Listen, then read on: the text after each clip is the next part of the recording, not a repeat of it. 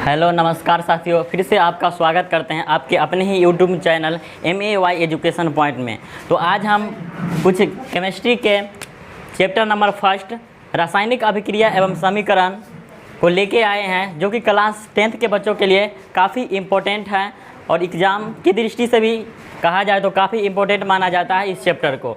हम इस चैप्टर में आप लोगों को एक बेसिक तरीके से रासायनिक अभिक्रिया एवं रासायनिक समीकरण को कवर करवाने वाले हैं। तो आज हम जानेंगे कि पदार्थों के बीच रासायनिक अभिक्रिया कैसे होता है और रासायनिक समीकरण होता क्या है और यह कितने प्रकार के होता है। आज हम इस चीज़ को जानेंगे। तो आप लोगों को बता दें कि हमारे चारों तरफ हमारे पृथ्वी पर अनेक प्रकार के परिवर्तन होते रहते हैं। हमारे वातावरण में भी अनेक प्रकार के बदलाव होते हैं। ये बदलाव किसी न किसी कारण से होता है। जैसे कि देखते हैं कि हमारे पृथ्वी पर या हमारे घरों में जब देखते हैं कि दूध से दही में बदल देता है, यानी दूध से दही बदलना या दूध का फटना या मोमबत्ती का जलना, बिजली का जलना, बहुत सारे परिवर्तन हैं जो हमारे दैनिक जीवन में घटते रहते हैं। तो ये सभी परिवर्तन जो होते हैं, और इस परिवर्तन जब होता है तो इस परिवर्तन में उसका जो गुण होता है पहले वाले पदार्थ से और बाद वाले में, यानी कि मूल पदार्थ से और नए पदार्थ से बिल्कुल अलग अलग हो जाते हैं। जैसे दूध से दही में बदल गया, एक प्रकार के रासायनिक परिवर्तन हुआ, एक प्रकार का केमिकल चेंज हुआ। और ये जब दूध से दही में बदला, फिर दही से हम दूध को प्राप्त नहीं कर सकते हैं, इसलिए इस प्रकार के परिवर्तन को रासायनिक परिवर्तन कहा जाता है। और बहुत सारे ऐसे भी परिवर्तन हमारे दैनिक जीवन में घटते हैं जो कि पहले से जो होते हैं उस जो बाद में बदलाव होते हैं, यानी उस तरह से परिवर्तन को हम भौतिक परिवर्तन कहते हैं, जिस परिवर्तन को हम पुरानी अवस्था में नहीं ला सकते हैं, मूल अवस्था में नहीं ला सकते हैं। ऐसे परिवर्तन को फिजिकल चेंजिंग कहा जाता है। जैसे बिजली के बल्ब का जलना एक प्रकार का भौतिक परिवर्तन है। आज हम जानेंगे कि रासायनिक अभिक्रिया होता क्या है, व्हाट इज केमिकल रिएक्शन। आज हम केमिकल रिएक्शन को कवर करने वाले हैं।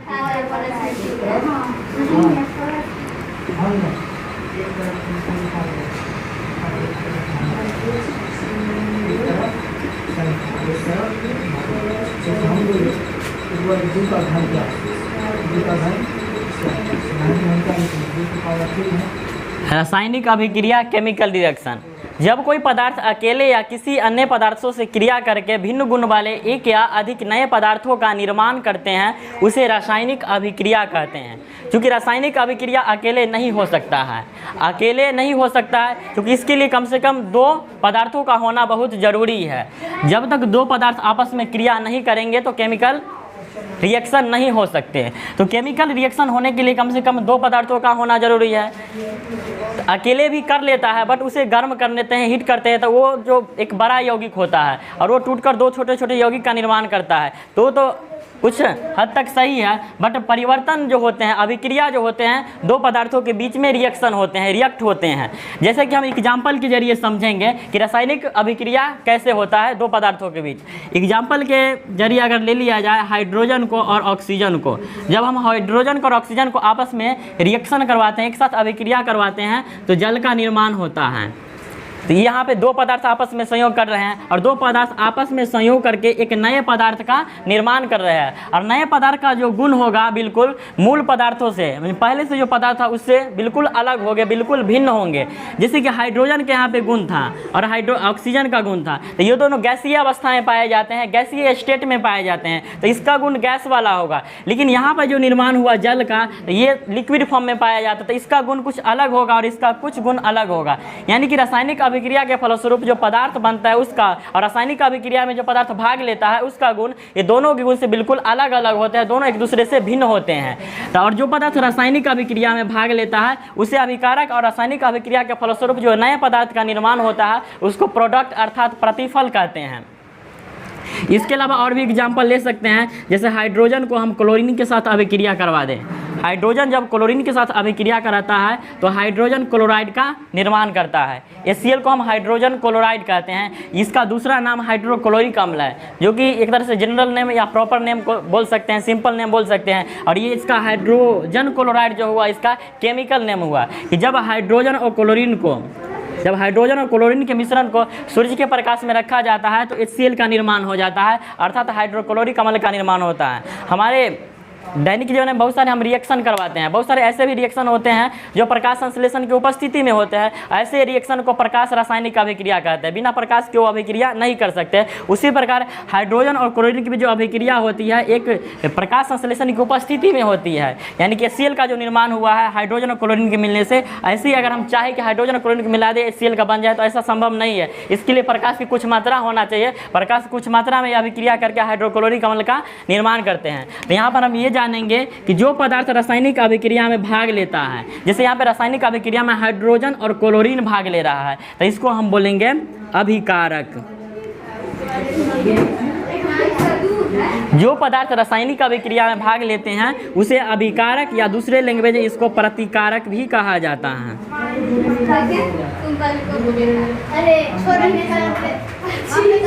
जो पदार्थ रासायनिक अभिक्रिया में भाग लेता है उसे अभिकारक, सॉरी ये गलत है, इसको इंग्लिश में हम रिएक्टेंट कहते हैं।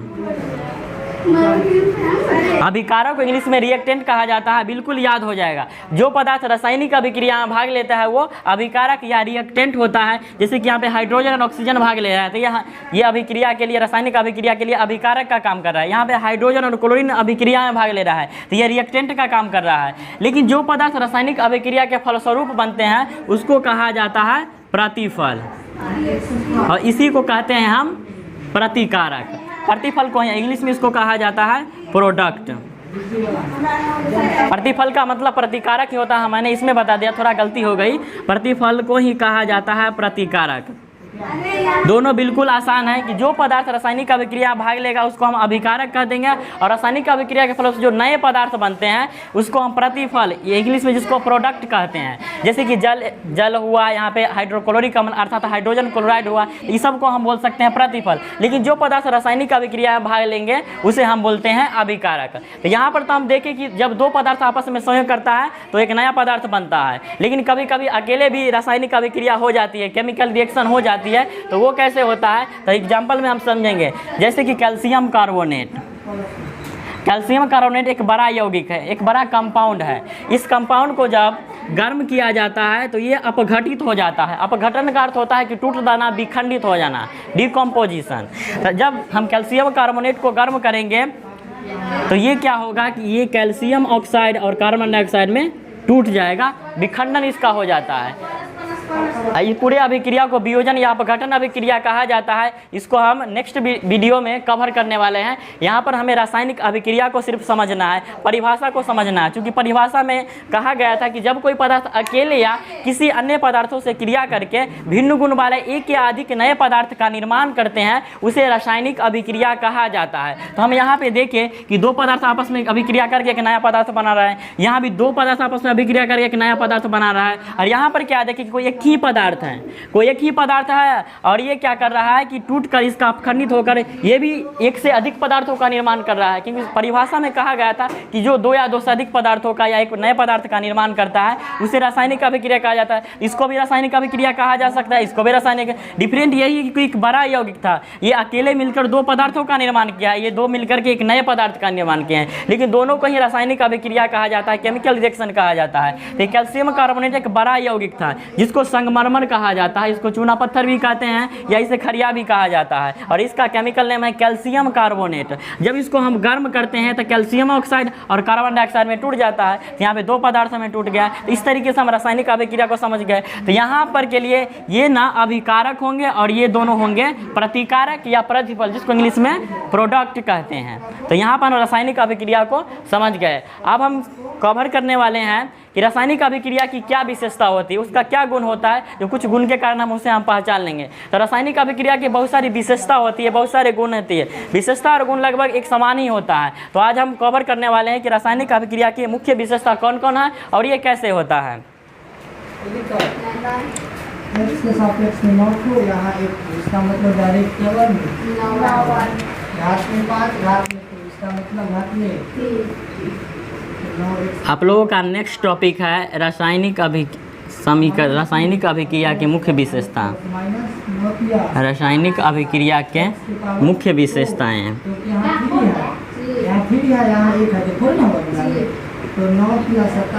रासायनिक अभिक्रिया के मुख्य विशेषताएं, इसको इंग्लिश में कहा जाता है मेन प्रॉपर्टीज ऑफ कितना होगा, और सापेक्ष x के पावर वाला जो है जुटता है, तो यहाँ x के पावर 1 है, यहाँ 3 है। Main properties of chemical reaction. चार वाला है नहीं है, नहीं है तो बगल में इसको 3 हाँ। रासायनिक अभिक्रिया की मुख्य विशेषता है main properties of chemical reaction. तो इसकी मुख्य विशेषता क्या होती है, तो इसकी 4-5 है मुख्य विशेषता जो एग्जाम की दृष्टि से काफ़ी इंपॉर्टेंट है। इसमें सिर्फ विशेषता ही पूछता है और इसमें विशेषता हम लिख सकते हैं एग्जाम में आए तो लॉन्ग फॉर्म में। पहला जो होता है इसका गैस की उत्पत्ति, x के पावर 3 यानी गैस की उत्पत्ति। दूसरा जो आपका है यहाँ माइनस, यहाँ अवक्षेप का बनना, यानी खत्म, 3 में से 18 गया, और इसको ना तीसरा जो है आपका रंग में परिवर्तन, ये नहीं प्लस में लिख देना, प्लस 3 में से माइनस 18 गया, और चौथा है ताप में परिवर्तन। प्लस क्या है, देखो x है प्लस में और यहाँ 27 है माइनस में, इसका मतलब प्लस माइनस क्या देंगे, माइनस देंगे तो यहाँ पे माइनस सेवन करेगा, x है एगो और x है 27 इसका तो यहाँ पे 5 मुख्य विशेषता 5 होती है, और भी विशेषता हो सकती है लेकिन मुख्य रूप से 4-5 अगर आता है एग्जाम में तो 4-5 लिख सकते हैं, आपको पूर्णतः मार्क्स मिल जाएगा।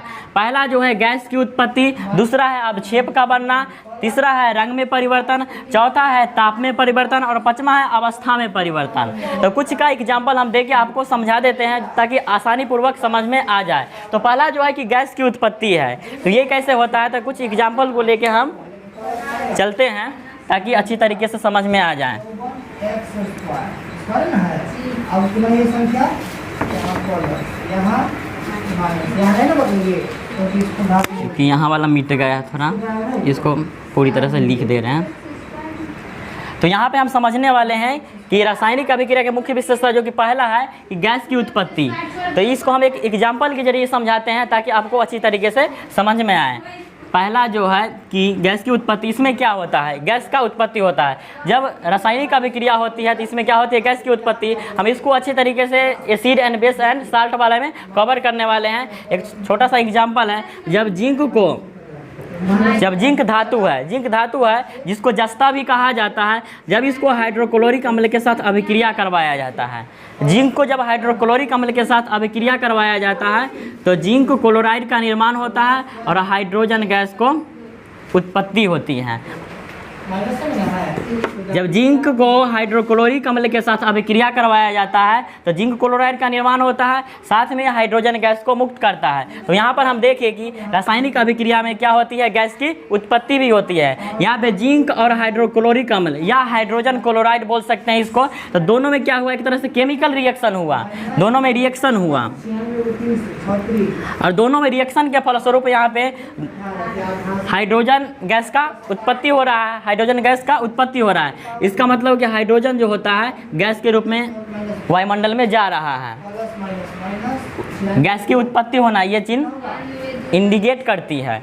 तो यहाँ पर हम देख लिए कि गैस की उत्पत्ति किस प्रकार हो रही है। यहाँ पे जिंक और हाइड्रोक्लोरिक के बीच अभिक्रिया हो रही थी, तो यहाँ पे 2 या 2 से अधिक पदार्थों के बीच अभिक्रिया हो रही है। अभिक्रिया के फलस्वरूप नए पदार्थ बनते हैं, नए पदार्थ तो बनते ही हैं, लेकिन यहाँ पे मुख्य रूप से हमें समझना था कि गैस की उत्पत्ति किस प्रकार होती है। तो यहाँ पर हम देख लिए कि जिंक को जब हाइड्रोक्लोरिक अम्ल के साथ अभिक्रिया करवाया गया तो हाइड्रोजन गैस का उत्पत्ति हो रहा है। दूसरा है अवक्षेप का बनना।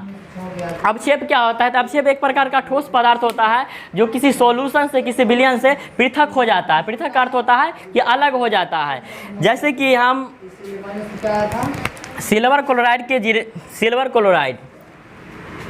सोडियम क्लोराइड NaCl को सोडियम क्लोराइड कहा जाता है, जिसको साधारण नमक भी कहते हैं। सोडियम क्लोराइड इसका केमिकल नेम है और सिंपल और जनरल नेम है साधारण नमक। तो NaCl को जिसे समुद्र से प्राप्त किया जाता है, ये हमारे भारत में अधिकतर जिसके जो उत्पादन जो होता है समुद्र से ही प्राप्त किया जाता है। तो ये NaCl जो है सोडियम क्लोराइड के साथ जब सिल्वर नाइट्रेट को AgNO3, ये सिल्वर नाइट्रेट का फार्मूला है, ये सोडियम क्लोराइड का फार्मूला है।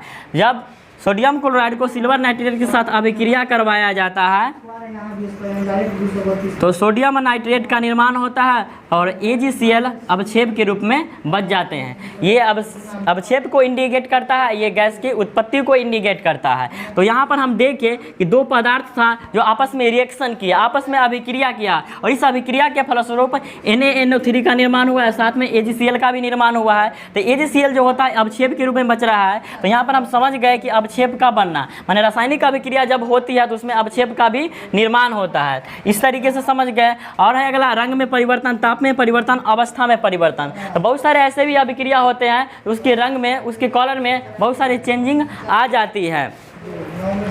अगला है ताप में परिवर्तन। बहुत सारे अभिक्रिया होती है तो इस अभिक्रिया में टेम्परेचर में भी बदलाव होता है और इस टेम्परेचर में जब कहीं कहीं देखते हैं किसी अभिक्रिया में उष्मा का शोषण हो जाता है, कहीं कहीं उष्मा का उत्पादन हो जाता है। तो उस एक को उष्मा क्षेपी, एक को उष्मा शोषी कहा जाता है। एक अवस्था में परिवर्तन, जिसमें अवस्था में परिवर्तन होता है, जैसे किसी पदार्थ को ठोस रूप में फिर जलाते हैं तो कभी कभी वाष्प रूप में बन जाते हैं। तो एक तरह से उसकी अवस्था में बदलाव हुआ, स्टेट में बदलाव हुआ। इस तरीके से बहुत सारे बदलाव होता है। मुख्य रूप से 5 को हम बोल सकते हैं कि ये मुख्य विशेषता है रासायनिक अभिक्रिया की। गैस की उत्पत्ति, अवक्षेप का बनना, रंग में परिवर्तन, ताप में परिवर्तन और अवस्था में परिवर्तन। आज के लिए इतना ही, फिर मिलते हैं अगले दिन।